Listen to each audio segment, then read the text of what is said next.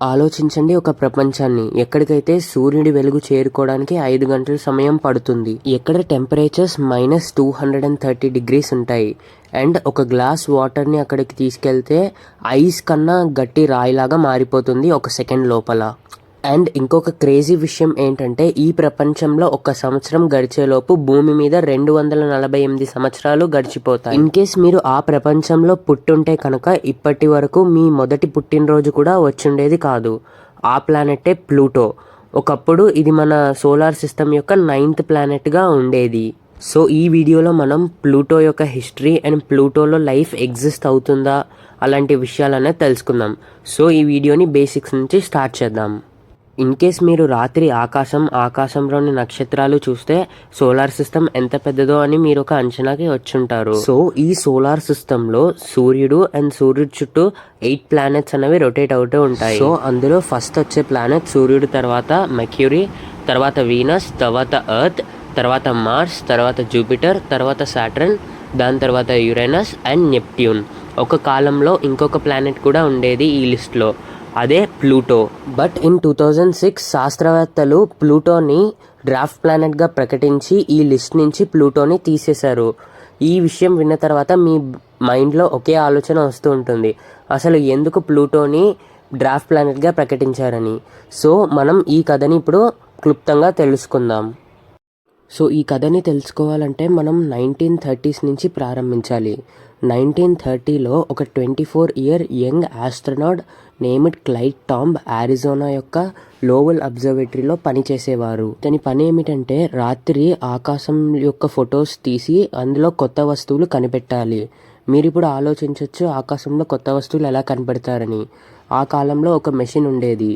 నిన్న ఒక ఫోటో తీసి ఈరోజు ఒక ఫోటో తీసి ఆ మెషిన్లో వేసి ఒక్కొక్కటిగా వెతుకుతారు ఏమైనా కొత్త వస్తువు ఆకాశంలో ఉందా. ఇన్ కేస్ వాళ్ళు 2 ఫొటోస్ కంపేర్ చేసేటప్పుడు ఏమైనా వస్తువు దాని ప్లేస్ మూవ్ అయి ఉంటే వాళ్ళకి అది అర్థమయ్యేది అది ఒక స్టార్ కాదు, ఒక ఆస్ట్రాయిడ్ లేకపోతే ఒక ప్లానెట్ అని.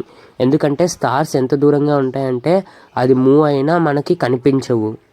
February 28న క్లైడ్ ఒక వస్తువుని చూశాడు, అది ప్రపంచం అంతటిని ఊపేసింది. ఒక చిన్న లైట్ లాంటిది ఏదైతే నెప్ట్యూన్ కన్నా దగ్గరగా ఉందో అది ఊరికే దాని ప్లేస్ మారుతూ ఉంది. క్లైడ్ ఈ విషయం అతని సీనియర్స్ కి చెప్తే వాళ్ళు దీని మీద రీసెర్చ్ చేసి వాళ్ళు ఒక కొత్త ప్లానెట్ కనిపెట్టినట్టు March 13న ప్రపంచానికి వెల్లడించారు. సో నెక్స్ట్ పని ఏమిటంటే ఈ ప్లానెట్ కి ఒక పేరు పెట్టడం. ఈ ప్లానెట్ కి ప్లూటో అనే పేరు సజెస్ట్ చేసింది ఒక 11-year-old girl from England. Pluto అంటే రోమన్ అండ్ గ్రీక్ మెథాలజీలో అండర్ వరల్డ్ గాడ్ అని అర్థం. ఈ ప్లానెట్కి ఈ పేరు ఎందుకు సజెస్ట్ చేశారంటే this was the most darkest planet and it was located very far అవే.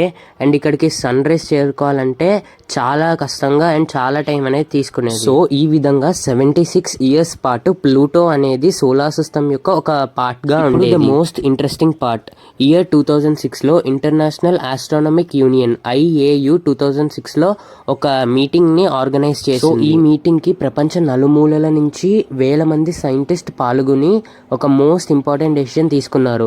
అదే ప్లూటోని ఇక మీద ప్లానెట్ గా ఉంచకూడదని. ఇప్పుడు మీరు ఆలోచిస్తూ ఉంటారు అసలు ఏమైంది, ఎందుకు ఈ ప్లూటోని ప్లానెట్ గా ఉంచకూడదు అని వీళ్ళు ఓట్ చేశారని. సో ఫస్ట్ మీరు అది తెలుసుకోవాలంటే ఒక ప్లానెట్ కి ప్లానెట్ గా ఉండాలంటే ఏమేం క్వాలిఫికేషన్స్ కావాలో ముందు మీరు చూడాలి. ప్లానెట్ ని ప్లానెట్ గా క్వాలిఫై చేయాలంటే IAU పెట్టిన కండిషన్స్ ఏంటంటే ఆ ప్లానెట్ సన్ చుట్టూ తిరగాలి, అండ్ సెకండ్ వన్ ఆ ప్లానెట్ యొక్క వెయిట్ ఎంత ఉండాలంటే దాని గ్రావిటీ పవర్ వల్ల దాని షేప్ వచ్చేసి సర్కిల్గా ఉండాలి, అండ్ థర్డ్ పాయింట్ వచ్చేసి అది సన్ చుట్టూ తిరిగేటప్పుడు దాని ఆర్బిట్ అంతా క్లియర్గా ఉండాలి, దాని నైబర్హుడ్ అంతా కూడా క్లియర్గా ఉండాలి. ఇటు ఫస్ట్ 2 క్వాలిఫికేషన్స్ అయితే పాస్ అయిపోయింది, కానీ అన్ఫార్చునేట్లీ థర్డ్ క్వాలిఫికేషన్ పాస్ అవ్వలేకపోయింది. ఎందుకంటే ప్లూటో ఉండే ఏరియాని వచ్చేసి కూపర్ బెల్ట్ అంటారు. ఆ ఏరియాలో ప్లూటో లాంటి ఎన్నో పెద్ద పెద్ద ఆబ్జెక్టివ్స్ అనేవి తిరుగుతూ ఉంటాయి. So Pluto third qualification pass అవ్వలేకపోవడం వల్ల ప్లూటోని డ్రాఫ్ట్ ప్లానెట్గా అయితే ప్రకటించారు. ఈ ప్రకటన చాలా కాంట్రవర్షియల్గా అయింది అండ్ చాలామంది నిరసనలు ధర్నాలు చేశారు ప్లూటోని మళ్ళీ ప్లానెట్గా తీసుకురావాలని చెప్పి.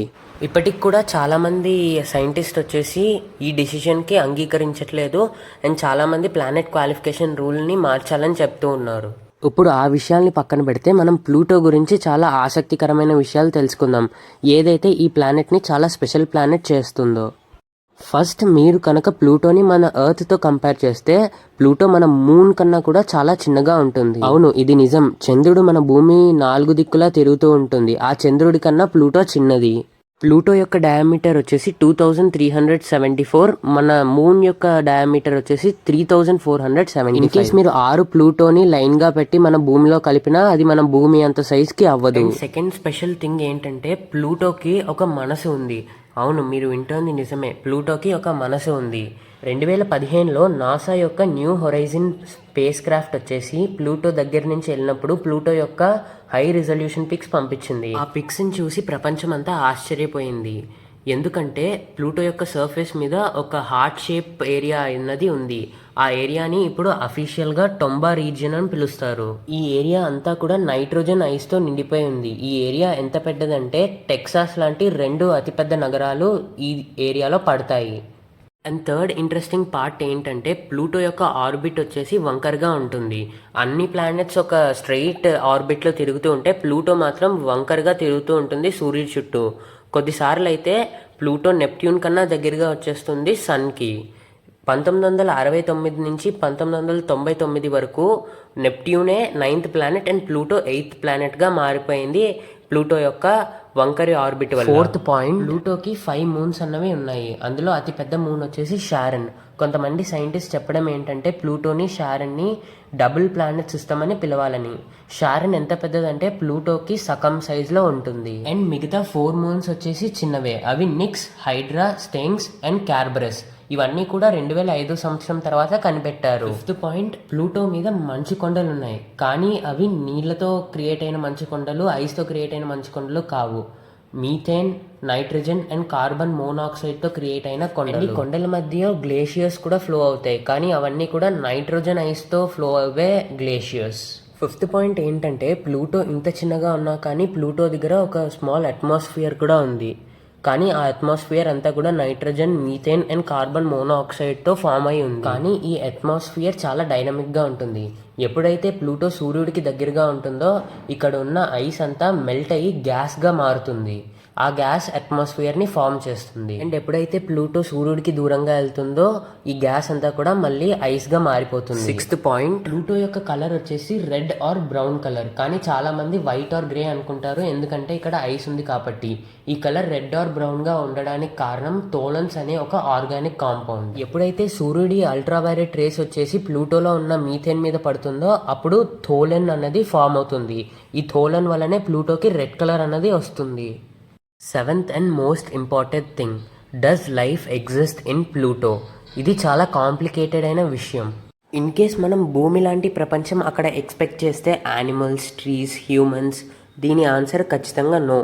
ఎందుకంటే ప్లూటో యొక్క టెంపరేచర్స్ వచ్చేసి -230 డిగ్రీస్ వరకు వెళ్తుంది. ఇలాంటి టెంపరేచర్స్లో ఏదైనా కానీ సర్వైవ్ అవ్వడం అన్నది ఇంపాసిబుల్.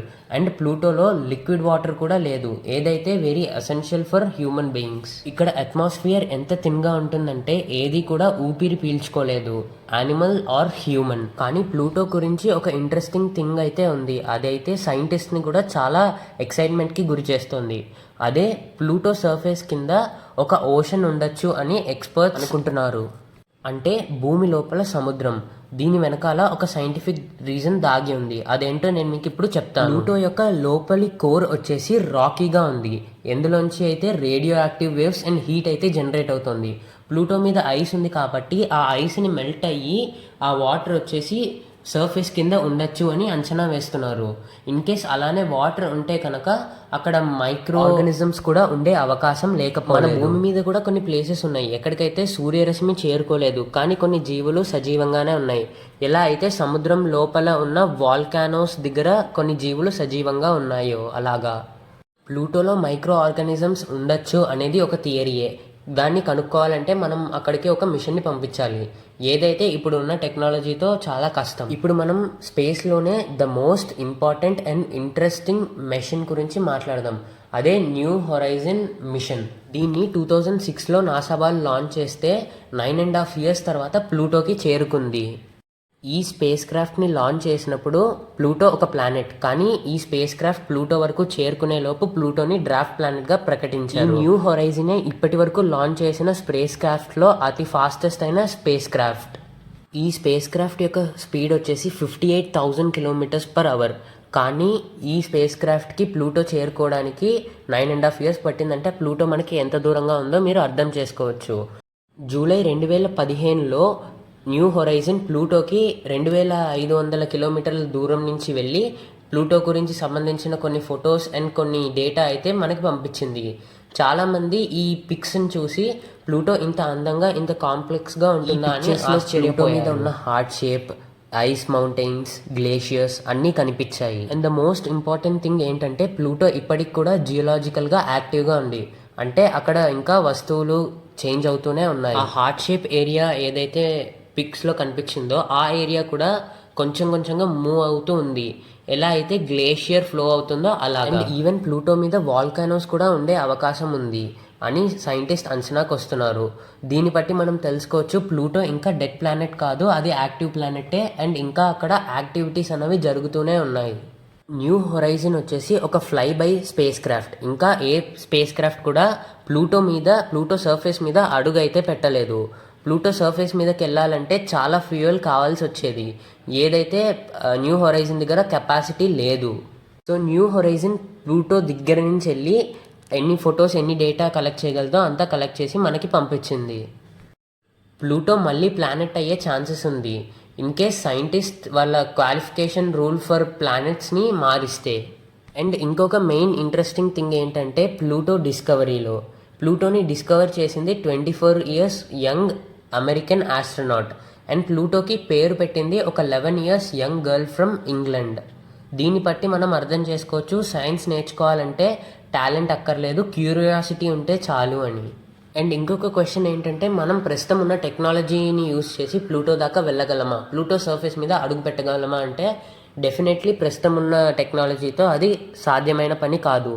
ఇన్ కేస్ వచ్చే 50 to 100 yearsలో సైన్స్ ఎలా అయితే డెవలప్ అవుతుందో ఈ డెవలప్మెంట్లో మనం ప్లూటో దగ్గరికి వెళ్ళడానికి స్పేస్ షిప్స్ అడ్వాన్స్మెంట్ అవన్నీ జరిగితే మనం నెక్స్ట్ 50 to 100 years తర్వాత మేబీ ప్లూటో మీద వెళ్ళే ఛాన్స్ ఉంది. సో ఇది ప్లూటో యొక్క ఫుల్ స్టోరీ. ఈ వీడియో కనుక మీకు నచ్చితే like, share, comment and subscribe. And thanks for watching.